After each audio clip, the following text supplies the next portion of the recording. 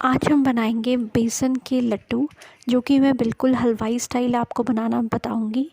और साथ में हलवाई स्टाइल और इतने दानेदार ये लड्डू तैयार होंगे कि इसके अंदर हम डालेंगे एक सीक्रेट इंग्रेडिएंट, जिससे कि बहुत ही मज़े के ये लड्डू तैयार होते हैं। तो चलिए लड्डू बनाना शुरू करते हैं। तो उसके लिए सबसे पहले कढ़ाई के अंदर हम सूजी को रोस्ट कर लेते हैं। तो यही है सीक्रेट इंग्रेडिएंट जो लड्डू को बहुत ही टेस्टी बनाएगा। तो सबसे पहले हम आधा कप सूजी को लो फ्लेम के ऊपर भून लेंगे अच्छे तरीके से। ध्यान रखिए लगातार हमने चलाते रहना है, नहीं तो सूजी लग सकती है तले से। तो ये लीजिए लाइट गोल्डन कलर आ चुका है, सूजी अच्छी तरीके से भून हो चुकी है। ये देखिए मैं क्लोजली भी आपको टेक्सचर दिखा रही हूँ, बिल्कुल परफेक्ट भून हुई है सूजी। सूजी मोटी हो या बारीक हो, कोई सी भी चल जाएगी, दोनों से ही लड्डू का टेक्सचर अच्छा आ जाता है। तो ये लीजिए मैं दोबारा से भी आपको टेक्सचर दिखा रही हूँ। तो अब हम गैस की फ्लेम को ऑफ़ कर देंगे और सूजी को ठंडा होने के लिए रख देंगे। तो अब हम एक और कढ़ाई लेंगे, उसके अंदर हम डालेंगे 2 कप बेसन और साथ में ही बेसन के हम डाल देंगे देसी घी, जिसे हम प्योर घी कहते हैं। तो घी में डाल रही हूँ 3/4 कप। तो अच्छी तरीके से हम जो बेसन है उसको घी के अंदर मिक्स कर देंगे और इसे भी लो से मीडियम फ्लेम के ऊपर भूनना स्टार्ट कर देंगे। ध्यान रखिए लगातार हमने चलाते रहना है, बिल्कुल भी रुकना नहीं है, क्योंकि ये तले से नहीं तो लग सकता है। तो जैसे जैसे हम बेसन को भून रहे हैं, तो तब तक मैं आपसे रिक्वेस्ट करती हूँ, अगर आप मेरे चैनल पे पहली बार विज़िट कर रहे हैं तो मेरे चैनल को सब्सक्राइब ज़रूर कीजिए। रेसिपी अच्छी लगे तो फ्रेंड्स एंड फैमिली में शेयर ज़रूर कीजिए। तो ये लीजिए बेसन भी भून हो रहा है। साथ साथ में बेसन भून होने की ये निशानी होती है कि जब भी बेसन भून हो जाता है अच्छे तरीके से, तो बहुत ही अच्छी खुशबू आनी स्टार्ट हो जाती है। तो ये देखिए, और साथ में ये हल्का हल्का जो हमने घी डाला है वो रिलीज़ कर देता है। तो इस तरीके से हमने भूनते रहना है।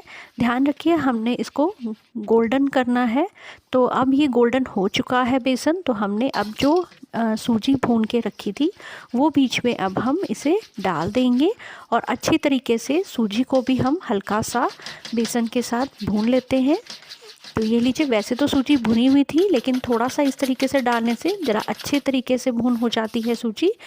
तो ये लीजिए बिल्कुल परफेक्ट ये मिक्सचर तैयार हुआ है और बिल्कुल भी कहीं से भी लगा नहीं है, बिल्कुल परफेक्ट टेक्सचर आया है और बिल्कुल दानेदार ये तैयार हुआ है। ये देखिए मैं आपको क्लोजली भी दिखा रही हूँ, बिल्कुल दाना दाना अलग है, बिल्कुल ऐसा है। तो अब हम गैस की फ्लेम को ऑफ़ कर देंगे और इसे हल्का सा ठंडा होने देंगे। ठंडा इसलिए किया जाता है ताकि जब भी हम लड्डू को रखें तो बिल्कुल भी मॉइस्चर ना इसके अंदर रहे। तो ये लीजिए ठंडा हो चुका है और अब इसके अंदर हम डालेंगे पिसी हुई चीनी। तो पिसी हुई चीनी मैं इसमें डाल रही हूँ 1 कप। आप अपने स्वाद के अनुसार कम ज़्यादा चीनी को कर सकते हैं। और अच्छी तरीके से अब हम पिसी हुई चीनी को भी हाथ से मिक्स कर देंगे, क्योंकि हाथ से बहुत ही अच्छे तरीके से मिक्स होती है। अगर आप चाहें तो स्पैचुला से भी मिक्स कर सकते हैं, हाथ से भी मिक्स कर सकते हैं। तो इस तरीके से हमने सारी चीनी को अच्छे तरीके से मिक्स कर देना है। और ये लीजिए बिल्कुल परफेक्ट डो तैयार हो चुका है। तो अब हम इसके लड्डू तैयार कर लेते हैं। इस तरीके से हम थोड़ा सा पोर्शन लेंगे और इस तरीके से बाइंड कर लेंगे लड्डू की शेप में। आप कोई भी शेप दे सकते हैं जो भी आपको अच्छी लगे, लेकिन बेसन के लड्डू ही तैयार होते हैं, इसीलिए मैं इसको लड्डू की शेप ही दे रही हूँ। ये लीजिए बिल्कुल परफेक्ट लड्डू तैयार हो चुका है। एक और मैं आपको बना के दिखाती हूँ इसी तरीके से। ये लीजिए ये भी लड्डू बिल्कुल परफेक्ट तैयार हो गया है। इसी तरीके से हम सारे लड्डू तैयार कर लेंगे। तो ये लीजिए बहुत ही टेस्टी ये लड्डू तैयार होते हैं और इनकी शेल्फ़ लाइफ भी बहुत अच्छी होती है। आप इसे 6 महीने तक आराम से स्टोर कर सकते हैं। तो अब मैं लड्डू का आपको तोड़ के टेक्सचर भी दिखाती हूँ कि कितने दानेदार ये लड्डू तैयार हुए हैं। तो ये देखिए बहुत ही ज़्यादा दानेदार और बहुत ही टेस्टी ये बेसन के लड्डू तैयार होते हैं। उम्मीद करती हूँ रेसिपी अच्छी लगी होगी। लाइक कीजिए, शेयर कीजिए, चैनल को सब्सक्राइब करना ना भूलिए।